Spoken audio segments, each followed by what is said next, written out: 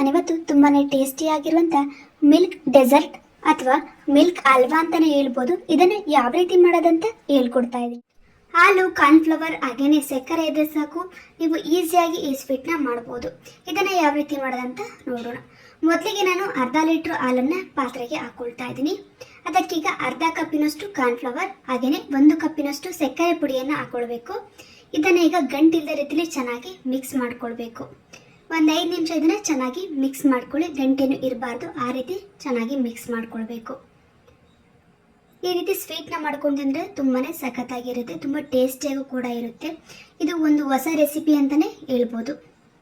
ಈಗ ನೋಡಿ, ಇದನ್ನು ಚೆನ್ನಾಗಿ ಮಿಕ್ಸ್ ಮಾಡಿದ್ದೀನಿ. ಈಗ ನಾನು ಇದನ್ನು ಗ್ಯಾಸ್ ಮೇಲೆ ಇಟ್ಬಿಟ್ಟು ಚೆನ್ನಾಗಿ ಕುದಿಸ್ಕೊಳ್ಬೇಕು. ಈಗ ಗ್ಯಾಸ್ ಮೇಲೆ ಇಟ್ಬಿಟ್ಟು ಅಂದರೆ ಚೆನ್ನಾಗಿ ಕೈ ಆಡ್ಕೊಳ್ತಾ ಇದ್ದೀನಿ.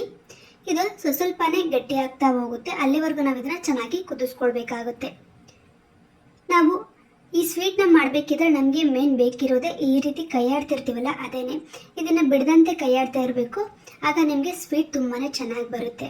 ನೀವು ಅದನ್ನು ಕೈ ಆಡ್ದಂಗೆ ಹಾಗೆ ಬಿಟ್ಟರೆ ಒತ್ತೋಗುತ್ತೆ, ಹಾಗಾಗಿ ಕೈ ಆಡ್ತಾನೆ ಇರಿ. ಇದಕ್ಕೆ ನೀವು ತುಪ್ಪ ಏನು ಬಳಸಂಗಿಲ್ಲ, ತುಂಬಾ ಈಸಿಯಾಗಿ ಮಾಡ್ಬೋದು, ಹಾಗೆಯೇ ತುಂಬಾ ಸಖತ್ತಾಗಿರುತ್ತೆ. ಈಗ ನೋಡಿ, ಗಟ್ಟಿ ಆಗ್ತಾ ಇದೆ. ಈ ರೀತಿ ಚೆನ್ನಾಗಿ ಗಟ್ಟಿ ಆಗಬೇಕು, ಅಲ್ಲಿವರೆಗೂ ಇದನ್ನು ಕೈ ಆಡ್ತಾನೆ ಇರಿ. ನೀವು ಹಲ್ವಾ ಎಲ್ಲ ಮಾಡ್ತಿರಲ್ಲ, ಅದೇ ಟೈಪ್ ನೀವು ಇದನ್ನು ಕೂಡ ಮಾಡ್ಕೊಳ್ಬೋದು. ತುಂಬಾ ಟೇಸ್ಟಿಯಾಗಿರುತ್ತೆ, ಹಲ್ವಾಗಿಂತನೂ ತುಂಬಾ ಟೇಸ್ಟಿಯಾಗಿರುತ್ತೆ ಅಂತ ಹೇಳ್ಬೋದು. ನೋಡಿ, ಈಗ ಚೆನ್ನಾಗಿ ಇದು ಗಟ್ಟಿ ಆಗ್ತಾ ಇದೆ. ಒಂದು 5 ಇಲ್ಲ 10 ನಿಮಿಷಗಳ ಕಾಲ ಈ ರೀತಿ ಚೆನ್ನಾಗಿ ಇದನ್ನು ನಾವು ಕುದಿಸ್ಕೊಳ್ಬೇಕಾಗುತ್ತೆ.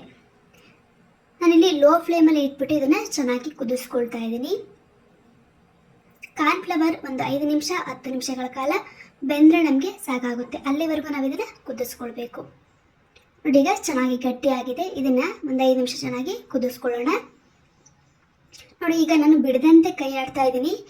ನಾನು ಇದಕ್ಕೆ ತುಪ್ಪ ಏನು ಬಳಸ್ತಾ ಇಲ್ಲ, ಹಾಗಾಗಿ ಇದು ಒತ್ತ ಸತ್ಯತೆ ಜಾಸ್ತಿನೇ ಇರುತ್ತೆ, ಹಾಗಾಗಿ ಇದನ್ನು ಚೆನ್ನಾಗಿ ಕೈ ಆಡ್ತಾ ಇರಬೇಕು.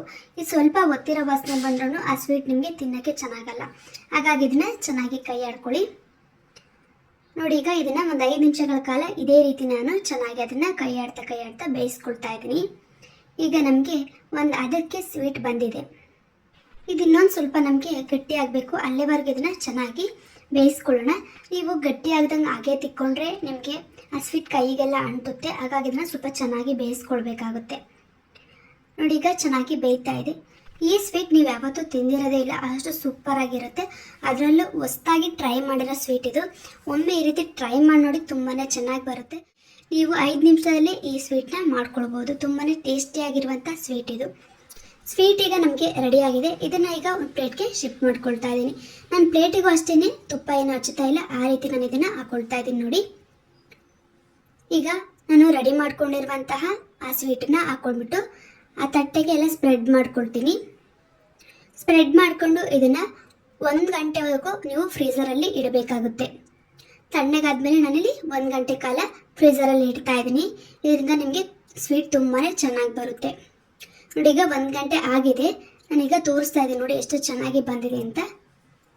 ಇದನ್ನು ಈಗ ಯಾವ ಶೇಪ್ಗೆ ಬೇಕೋ ಆ ಶೇಪ್ಗೆ ಕಟ್ ಮಾಡ್ಕೊಳ್ಬೇಕು.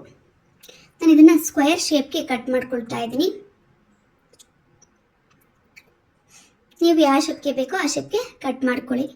ಇಷ್ಟು ಮಾಡಿದ್ರೆ ಸ್ವೀಟ್ ಮುಗ್ದೋಗಲ್ಲ. ಇದಕ್ಕೆ ಲಾಸ್ಟ್ ಒಂದು ಟಚಪ್ ಇದೆ, ಅದನ್ನು ಕೊಟ್ಟರೆ ಸ್ವೀಟಿಗೆ ಒಳ್ಳೆ ರುಚಿ ನಿಮಗೆ. ನೋಡಿ, ಈಗ ರೆಡಿಯಾಗಿದೆ ನಮಗಿದು. ಇದಕ್ಕೆ ಲಾಸ್ಟ್ ಟಚಪ್ ಏನಂದರೆ ಕೊಬ್ಬರಿ ಪುಡಿಯನ್ನು ನಾನಿಲ್ಲಿ ಒಂದು 2 ಸ್ಪೂನಷ್ಟು ಹಾಕ್ಕೊಳ್ತಾ ಇದ್ದೀನಿ. ಹಾಗೆಯೇ ಹಾಲಿನ ಪೌಡರ್ನು ಕೂಡ 1 ಸ್ಪೂನಷ್ಟು ಹಾಕ್ಕೊಳ್ತಾ ಇದ್ದೀನಿ. ಇದನ್ನು ಚೆನ್ನಾಗಿ ಮಿಕ್ಸ್ ಮಾಡ್ಕೊಳ್ಬೇಕು. ಈಗ ನೋಡಿ, ಚೆನ್ನಾಗಿ ಮಿಕ್ಸ್ ಆಗಿದೆ. ಇದಕ್ಕೀಗ ನಾವು ಮಾಡಿರುವಂಥ ಸ್ವೀಟ್ನ ರೋಲ್ ಮಾಡಬೇಕು. ಆಗ ಅದಕ್ಕೆ ಸ್ವೀಟಿಗೆಲ್ಲ ಕೊಬ್ಬರಿ ಪುಡಿ ಹಾಗೇನೆ ಆ ಪೌಡರ್ ಚೆನ್ನಾಗಿ ಅಂಟ್ಕೊಳ್ಳುತ್ತೆ, ಆಗ ನಿಮಗೆ ಸ್ವೀಟ್ ತುಂಬಾ ಟೇಸ್ಟಿಯಾಗಿ ಕೂಡ ಇರುತ್ತೆ. ನೀವು ಹಾಗೆ ತಿನ್ನೋಕ್ಕಿಂತ ಈ ರೀತಿ ಕೊಬ್ಬರಿ ಪುಡಿ ಮತ್ತು ಹಾಲಿನ ಪೌಡರ್ನ ಮಿಕ್ಸ್ ಮಾಡಿ ತಿನ್ಕೊಳ್ಳಿ, ತುಂಬಾ ಟೇಸ್ಟಿಯಾಗಿರುತ್ತೆ. ನೋಡಿ, ಇದೇ ರೀತಿ ನಾನು ಎಲ್ಲ ಸ್ವೀಟ್ಗಳನ್ನ ಕೋಟಿಂಗ್ ಮಾಡಿ ಇಟ್ಕೊಳ್ತಾ ಇದ್ದೀನಿ. ಈ ರೀತಿ ನೀವು ಒಂದ್ಸಲ ಟ್ರೈ ಮಾಡಿ, ತುಂಬಾ ಚೆನ್ನಾಗಿ ಬರುತ್ತೆ. ಹೊಸ ರೀತಿಯಾದ ರೆಸಿಪಿ. ನೀವು ಒಂದ್ಸಲ ಈ ರೀತಿ ಮಾಡ್ಕೊಂಡು ತಿಂದರೆ ಮತ್ತೆ ಮಾಡ್ಕೊಂಡು ತಿಂತಿರ್ತೀರ, ಅಷ್ಟು ಸೂಪರಾಗಿರುತ್ತೆ. ನೋಡಿ, ಈಗ ನಮಗೆ ಸ್ವೀಟ್ ರೆಡಿಯಾಗಿದೆ. ಕಾರ್ನ್ಫ್ಲವರ್ ಹಾಗೆಯೇ ಹಾಲು ಮತ್ತು ಸಕ್ಕರೆಯನ್ನು ಬಳಸ್ಬಿಟ್ಟು ತುಂಬಾ ಈಸಿಯಾಗಿ ಇವತ್ತು ಸ್ವೀಟ್ನ ಯಾವ ರೀತಿ ಮಾಡೋದಂತ ಹೇಳ್ಕೊಟ್ಟಿದ್ದೀನಿ. ತುಂಬಾ ಟೇಸ್ಟಿಯಾಗಿರುತ್ತೆ, ತುಂಬಾ ಸಖತ್ತಾಗಿರುತ್ತೆ.